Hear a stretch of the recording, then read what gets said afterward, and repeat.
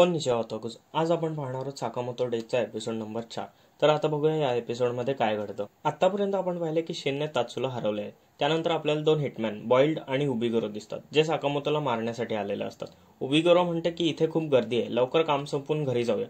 पण बॉइल्ड तिला ओरडून सांगतो की तू मुंग्यांच्या रांगेवर पाय ठेवणार होतीस, त्याचा एक नियम आहे, तो फक्त आपल्या टार्गेटलाच मारतो. बॉइल्डचा आवाज ऐकून उबिगोरो चिडते, पण तिला तो मनातून खूप हॉट वाटत असतो.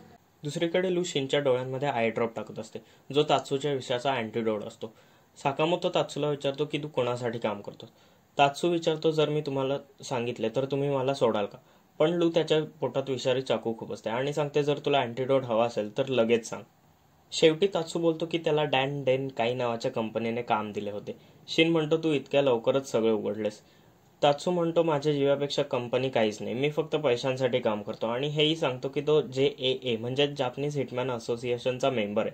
लू विचारते JAA म्हणजे काय. त्यावर शिन सांगतो की ही प्रोफेशनल हिटमॅन कंपनी आहे, जिचा साकामोतो आणि शिन पूर्वी भाग होते. तात्सू साकामोतोला विचारतो की साकामोतो खरंच द ऑर्डरचा मेंबर होता का. साकामोतोची रिॲक्शन पाहून तात्सू समजून जातो की द ऑर्डर ही फक्त एक गोष्ट नसून खरी संघटना होती. तेवढ्या तिथे ओई आणि हाना येतात. त्यांना वाटते की तात्सू नाटकाचा अभिनेता आहे. शिन लगेच सांगतो, आम्ही एका नाटकाची प्रॅक्टिस करत होतो. त्यानंतर सर्वजण लंचसाठी निघतात. तात्सू शिनला विचारतो की तुम्ही मला मारणार नाही का. शिन म्हणतो, आम्ही इथे फक्त मजा करायला आलोय, खून करायला नाही. नंतर हाना तात्सू जवळ येते, त्याच्या हाताला पट्टी लावते आणि म्हणते, तू खूप छान नाटक केलंस, आणि बाय बाय करून निघून जाते. तात्सू आता स्वतःला सोडवतो आणि मनात विचार करतो की हे लोक वेडे आहेत, आणि म्हणतो की एक राईड घेऊन घरी जाईल. खात असताना शिन म्हणतो की त्याला अँटीडोटमुळे चक्कर येत आहे, त्यामुळे तो कोणाचंही मन वाचू शकणार नाही. लू साकामोतोला म्हणते, आपण घरी जाऊया. तेवढ्यात तिथे ओई येते आणि विचारते की तुम्ही आज विचित्र वागतात, तुम्ही काही लपवत नाहीत ना. तिघं घाबरून नाही म्हणतात. तेव्हा इकडे बाथरूममध्ये बॉइल्ड आणि उबिगोरो तात्सूला गाठतात. उबिगोरो त्याच्या अंगावर बसते, पण बॉइल्ड चिडतो आणि म्हणतो, तू एक चांगली मुलगी आहेस, असे बसू नकोस.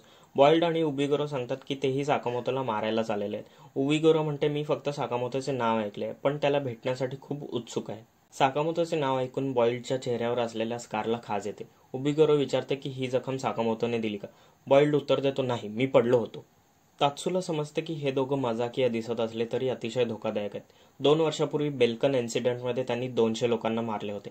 ते मार्शल आर्ट्स मास्टर आहेत आणि त्यांना डॅन डेन काहीच एक पॉवर कपल म्हणतात. तात्सूला खात्री असते की साकामोतो आणि शिन यांच्यासमोर नाही टिकणार. नंतर साकामोतो आणि बाकीचे काही अजून राईड्स एन्जॉय करतात. मग ओई आणि हाना सांगतात की आपण हॉन्टेड हाऊसला जाणार आहोत. त्यामुळे ही तिघं घाबरतात, कारण मर्डरसाठी ही सर्वोत्तम जागा असू शकते. लू हॉन्टेड हाऊसमध्ये खूप घाबरत असते, म्हणून ती एक बाटली काढून काहीतरी पिऊ लागते. इकडे बॉइल्ड आणि उबिगोरो CCTV कॅमेऱ्यांमधून त्यांना बघत असतात. त्या हॉन्टेड हाऊसमध्ये खूप लोक भूतं बनून असतात.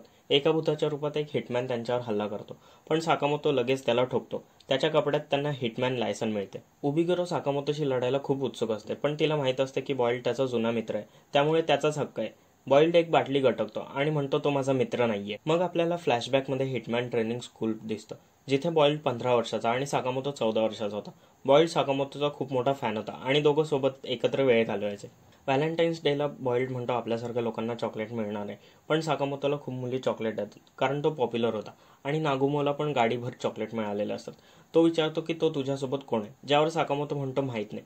बॉइल्डला वाटत असते की ते दोघं एकसारखे आहेत, पण तसे नसते.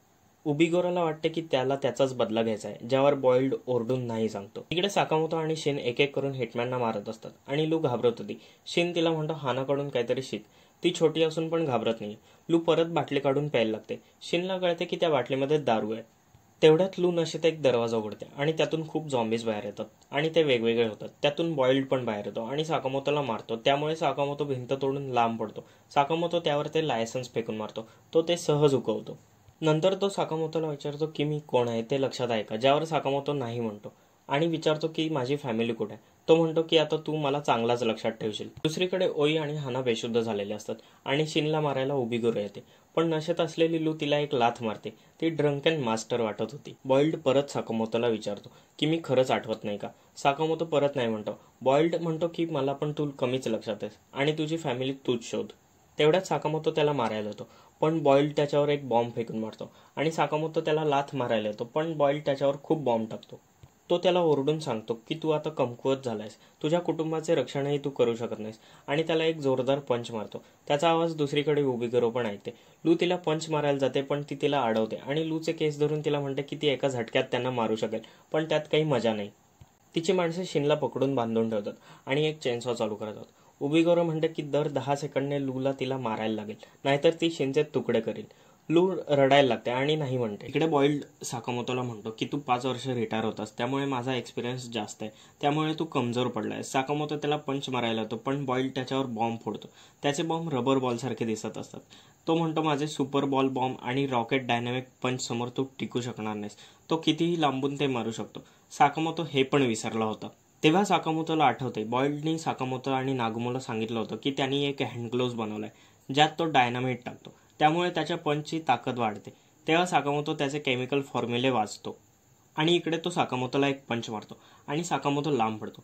पण अचानक साकामोतो उठतो आणि त्या फॉर्म्युलामधील केमिकलची नावं सांगत असतो. तो बॉइल्डकडे बघतो आणि म्हणतो आता मला सगळं आठवतंय बॉइल्ड, आणि आता मी पूर्ण ताकदीने लढणार. त्याचे वजन पण कमी झालेले असते आणि तो पुन्हा जुन्या ताकदीत दिसतो. आणि हा एपिसोड इथेच संपतो. तर आता साकामोतो पहिल्यासारखा कसा दिसायला लागला हे पुढच्या एपिसोडमध्ये कळेल. पूर्ण व्हिडिओ बघितला असेल तर आरिगातो, लाईक आणि सबस्क्राईब जरूर करा.